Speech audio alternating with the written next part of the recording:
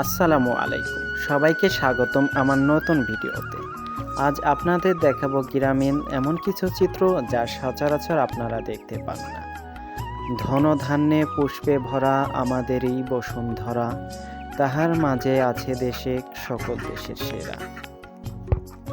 নদ নদী, পাখ পাখালি, ধনসম্পদ, প্রাকৃতিক সৌন্দর্য সব মিলিয়ে আমাদের এই বাংলাদেশ যেন বিশ্বের সকল দেশের চেয়েও সেরা। এমন সবগুলো প্রাকৃতিক উপাদানের সংমিশ্রণ এমন কোনো দেশে আছে কিনা আদৌ জানা নেই। গ্রামের মানুষের হেঁটে চলার দৃশ্য সবাইকে মুগ্ধ করে।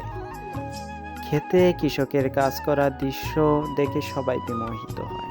তাই তো এদেশের প্রেমে পড়ে শত শত কবি হাজার হাজার রচনা রচিত করেছেন। আমাদের এই ফরিদপুরে জন্মগ্রহণ করেছিলেন পল্লী কবি জসীমউদ্দীন। তিনি গ্রামীণ পরিবেশের বিভিন্ন চিত্র ফুটিয়ে তুলেছিলেন তার কবিতার মাধ্যমে। তাই তো তিনি পল্লী কবির খেতাব পেয়েছেন। কবি জীবনানন্দ দাশ লিখেছেন, আবার আসিব ফিরে ধানসিঁড়িটির তীরে এই বাংলায়। তিনি বাংলার প্রেমে পড়েই হয়তো এই কবিতাগুলো লিখেছিলেন। এছাড়া শত শত কবি তাদের কবিতাগুলো শুধু বারবার গ্রাম বাংলার কথাই লিখেছিলেন। কবি মাইকেল মধুসূদন দত্ত তিনি তার কপোতাক্ষ কবিতায় এই গ্রাম বাংলার সৌন্দর্য ফুটিয়ে তুলেছিলেন এবং তিনি যে বাংলার প্রেমে পড়েছিলেন যার কারণে তিনি বিলেত থেকে ফিরে এসেছিলেন। আমার এই বাংলাদেশ আসলে ভালোবাসার মতোই একটা দেশ।